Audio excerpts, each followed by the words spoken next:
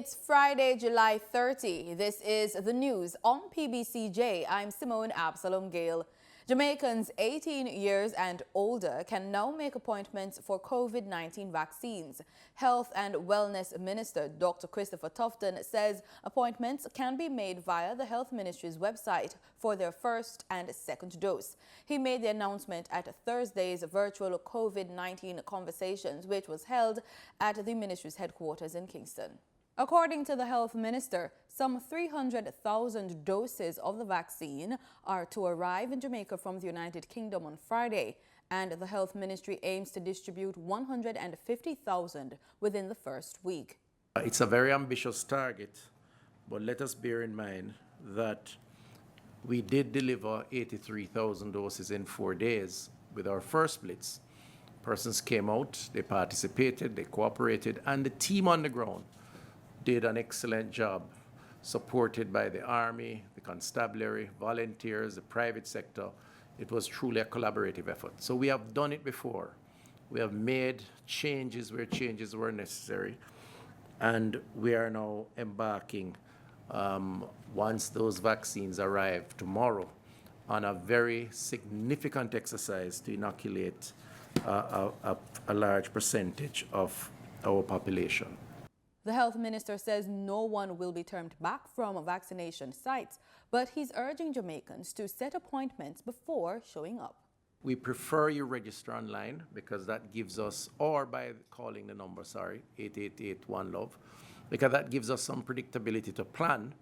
But if you turn up, we're going to have a holding area. You may have to wait a little longer, but you will get your vaccine based on the quantities that we have.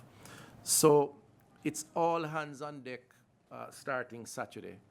And this is going to be truly an independence of COVID response and hopefully an independence by vaccination, liberation, if you will, for many. And we want you to look at the holiday period this week coming up as truly an opportunity to at least protect ourselves, strong term, liberate ourselves, if you will, from the threat of COVID-19 for those who will receive vaccines. The aim is to immunize 900,000 Jamaicans by the end of September. Permanent Secretary in the Health Ministry, Dunstan Bryan, says in addition to vaccination blitz across the island, the ministry now has a partnership with the private sector organization of Jamaica, Jamaica Chamber of Commerce, and the Jamaica Manufacturers and Exporters Association to increase the pace of vaccination in that sector.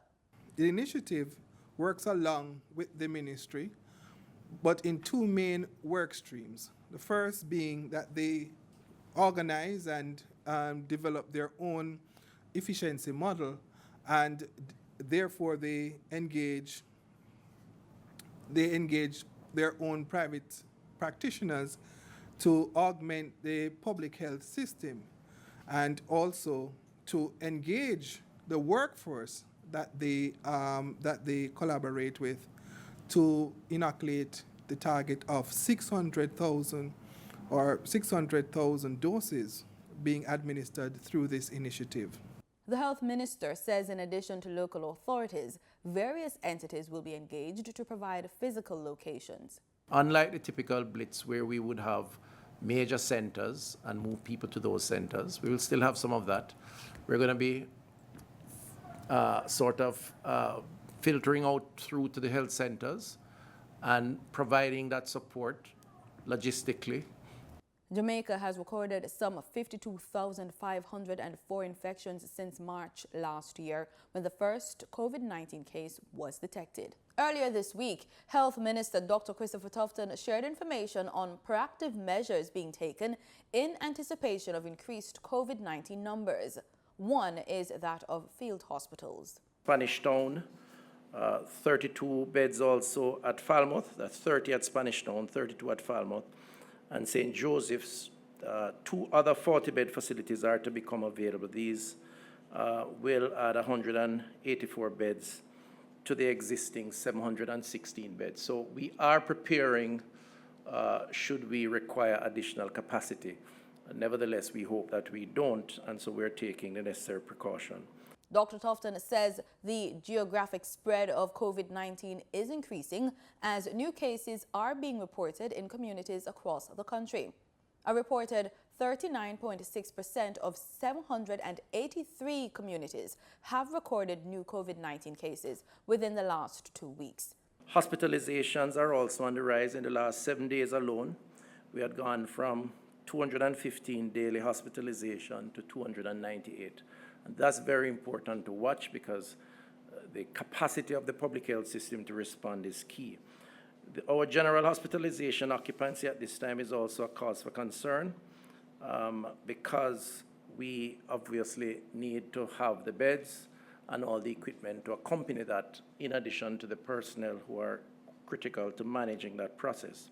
The health minister says oxygen supplies and protective gears have been procured in anticipation of what is being touted as the third wave of the COVID-19 pandemic in Jamaica. With the new school year just over a month away, Education, Youth and Information Minister Favour Williams says the ministry is stepping up efforts to get teachers vaccinated. Speaking during a private sector organization of Jamaica forum Wednesday, she explained that hundreds of teachers participated in a COVID-19 sensitization town hall meeting recently, and another is scheduled to be held soon. Minister Williams said about 8,000 of a total of 25,000 teachers have so far received a first dose of the vaccine. Of that number, about 4,000 are fully vaccinated. As countries across the globe seek economic recovery from the COVID-19 pandemic, here in Jamaica, the road to recovery just may be paved with bamboo. In this rebroadcast, our reporter Marlon Samuels looks at the versatile plant and the viable alternatives it can bring to the marketplace. There are over 65,000 hectares of bamboo in Jamaica. Bamboo is seen as a miracle plant with a variety of uses. It is used to make paper. It has antibacterial properties and can be transformed into fabric softer than cotton. Bamboo shoots or spouts can be eaten. It is high in fiber, proteins, vitamins, and minerals. You can order a range of dishes made from bamboo, including salads, soups, and stir-fry dishes. One can also sip on a cold beer made from bamboo. Bamboo is used globally as a building material because it's strong. Some say even stronger than wood or concrete. It's durable, eco-friendly, and inexpensive. In fact, experts say its strength makes it a perfect replacement for steel when reinforcing concrete, and many countries are using it for construction of low-cost houses. The versatile wood is used heavily in Jamaica's tourism industry.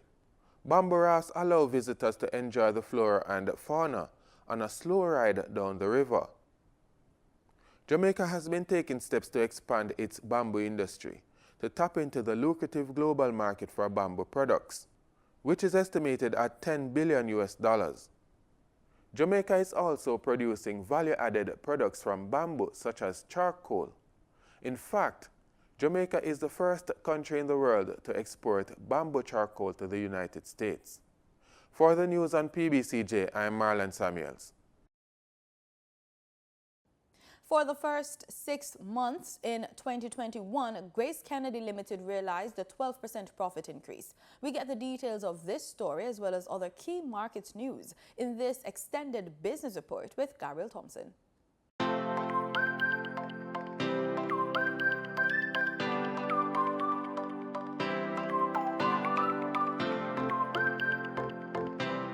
In its unaudited results for the 6-month period ending June 30, Grace Kennedy GK Limited reported realized revenue of 63.4 billion Jamaican dollars.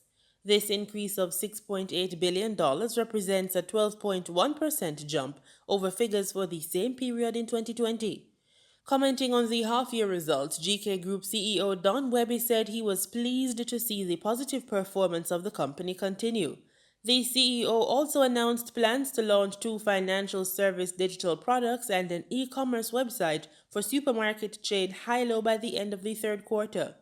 Webby commented, GK's digital transformation strategy is now fully operational with the support of our in-house digital factory team. I am also pleased to report that we recently received regulatory approval for the acquisition of Scotia Insurance Eastern Caribbean Limited, and that transaction is expected to close by the end of the month. GK Limited's profit before other income was listed at 3.9 billion Jamaican dollars, representing a 26.1% increase. The company also reported $5.4 billion in profit before tax and net profit after tax at $4 billion, a 30.3% increase over the same period last year. Net profit attributable to stockholders also reflected a double-digit increase of 30.6% over 2020. Group CEO Don Webby says for the remainder of 2021, the entity plans to execute strategic initiatives and manage operating expenses, liquidity, and supply chain. Grace Kennedy has indicated that it has been closely monitoring rising freight costs from Southeast Asia and is making every effort to manage the impact of food inflation on its products going forward. In Thursday's trading session, the JSE Combined Index declined by 321 points to close at over 422,000 units. Overall, market activity resulted from trading in 88 stocks, of which 42 advanced, 39 declined, and 7 traded firm. The Junior Market Index advanced by 5 points to close at over 3,000 units. Stocks advanced for Blue Power Group Limited, Carreras Limited, and Community and Workers of Jamaica CCU Deferred Share. Stocks declined for 1834 Investments Limited, Access Financial Services Limited, and AMG Packaging and Paper Company Limited. Trading firm were Berger Paints Jamaica Limited, G West Corporation Limited, and Indies Pharma Jamaica Limited ordinary shares. Trans-Jamaican Highway Limited was the volume leader with over 4.5 million units, followed by Radio Jamaica Limited with over 1.5 million units, and Future Energy Source Company Limited ordinary shares with 1.1 million units. In foreign exchange trading for Wednesday, July 28, the US dollar sold for an average $155.55. The Canadian dollar ended trading at $126.71. The pound sterling traded for $218.61, and the euro sold for an average $187.90. In market data for oil, prices fell on Friday but remained on track to post weekly gains, with demand growing faster than supply, while vaccinations are expected to alleviate the impact of a resurgence in COVID-19 infections across the globe. Brent crude futures decreased 0.10 points to settle at $75 a barrel. West Texas Intermediate crude shed 0.09 points to settle at $73.53 a barrel. And on that note, we close this extended edition of the Business Report inside the news on PBCJ. I'm Gabrielle Thompson. Pleasant viewing.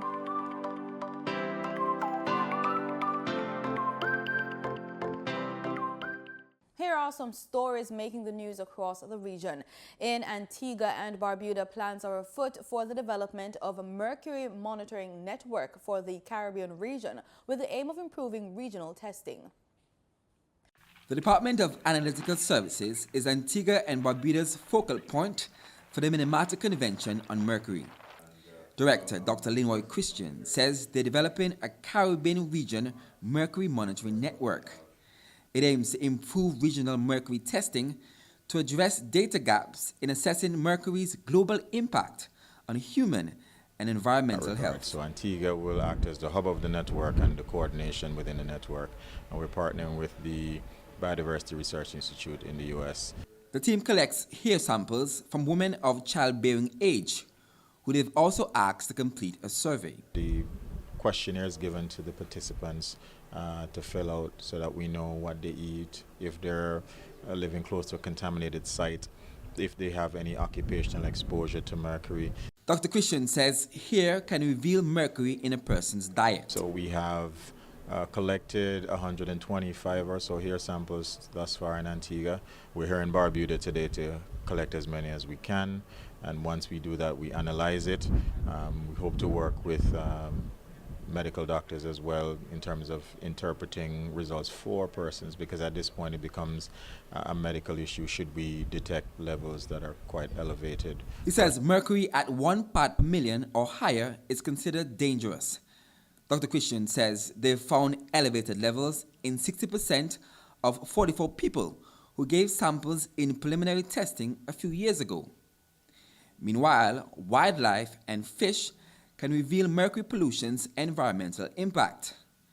Dr. David Evers from Biodiversity Research Institute takes a fish sample at the wharf.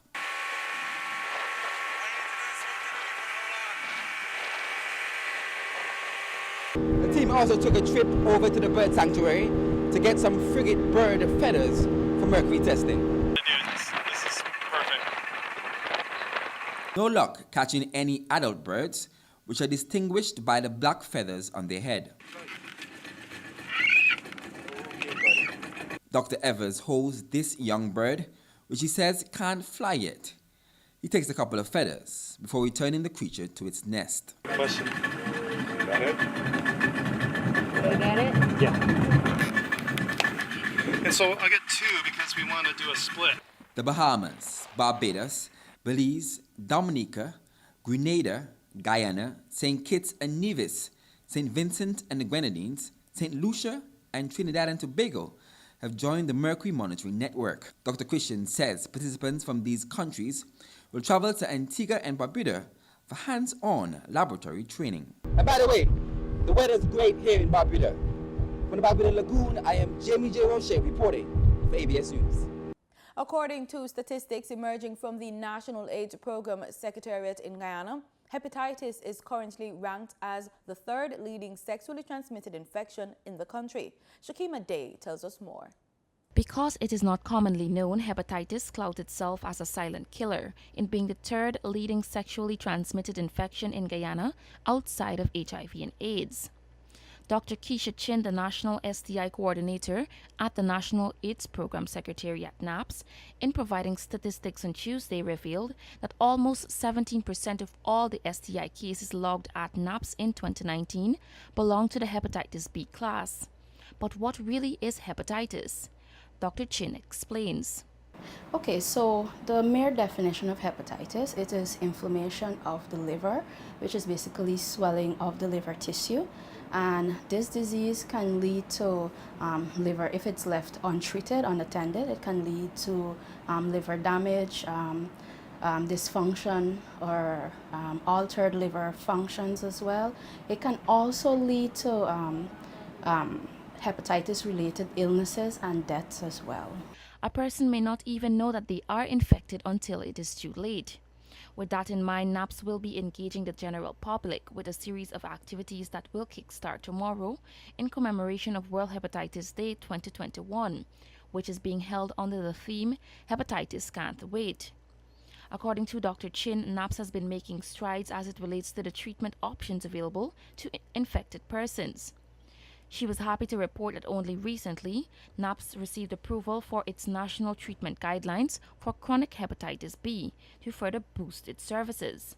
So with that approval and with the guidelines, we'll be rolling that out throughout the nation. We'll be allowing physicians and other categories of healthcare workers to affiliate themselves with the guidelines. And what the guideline actually allows us to do is to have standardized treatment for persons that are suffering from illnesses related to hepatitis B, the chronic form that is. What the guideline also provides us with is not only treatment for persons, but also the correct way those persons are to be screened and tested. The guidelines also allow us to have standardized training for our various categories of healthcare workers. And as I said, it's a national guideline, so you will be able to go any part of Guyana, be it coastland or hinterland regions, and be able to get your treatment as well. This year's World Hepatitis Day celebration aims at conveying the urgency of efforts needed to eliminate hepatitis as a public health threat by 2030.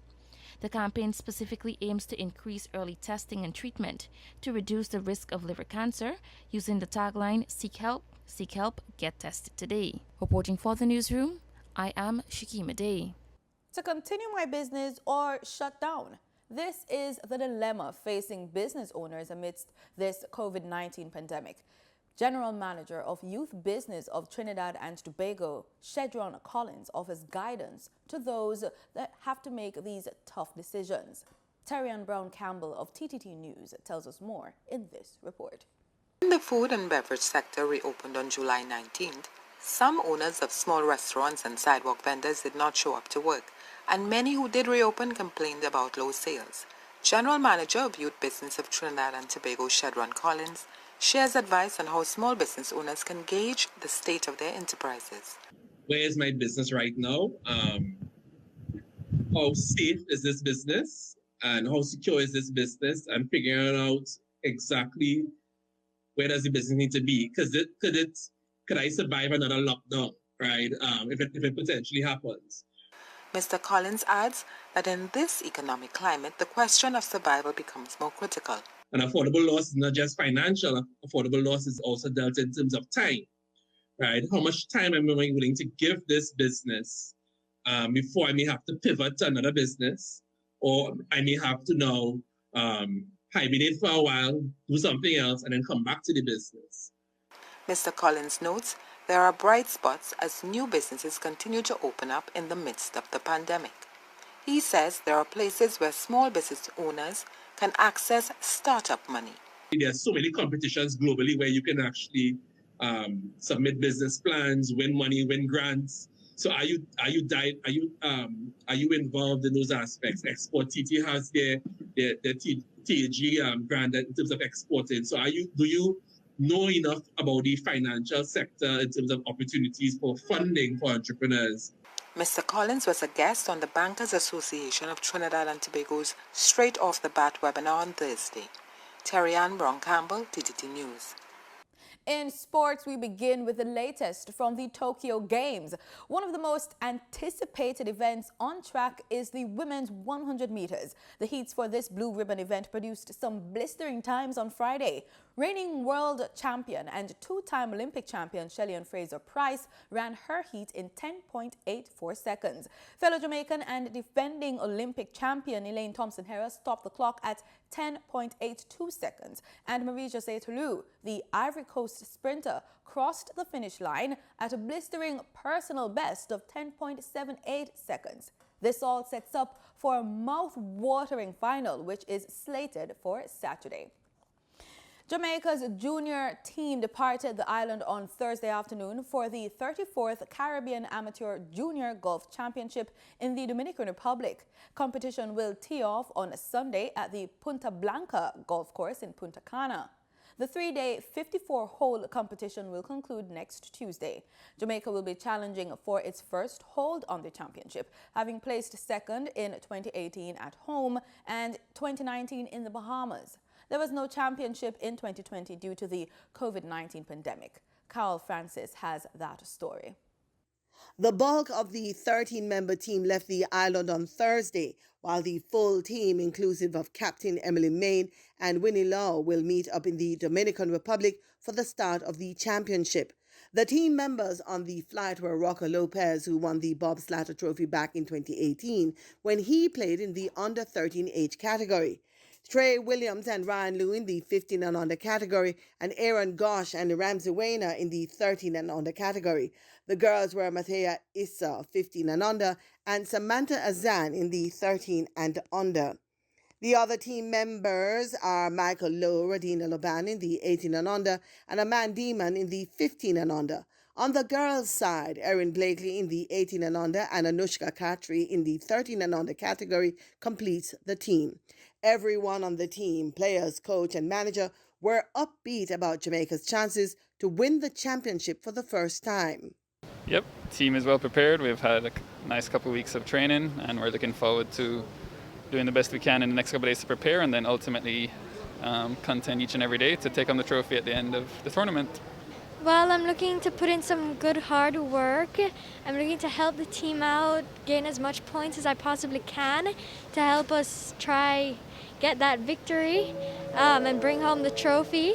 But we've been very close these past years, so these past few years we've been so close. So we're hoping to walk back with a trophy. Rocco Lopez, one of the most experienced players on the team, is confident of success. Playing with confidence is a lot easier than playing with no confidence. So if I just stay in it mentally, and yeah, I like my chances. Yeah. What has your preparation been like? It's been a lot to golf. Wake up 7 o'clock every morning, every single day. So I think I'm ready to play. Team manager Alison Reed has high expectations. I think we have a really good team. We have strong players in all categories. And I think if we can figure out the golf course, we're lucky we have 2 practice days this year. So we have time to really look at the course and have the children play balls over and over on the holes that they find challenging to really try and see if we can maximize on our advantage. I think we have a really good team, and I think if all things being equal and if the children can use their mental strengths, because their golf is ready, so it's just mentally, not to beat up on themselves if things don't go exactly how they wanted on the first day. If they can just play, just not worry about every shot, but just get in there and practice the things that they can control, play the things that they've learned, I think we have a really good chance. For the news on PBCJ, I'm Carol Francis. And with that, we're out of here. You've just watched the news on PBCJ, the People's Station. Stay safe.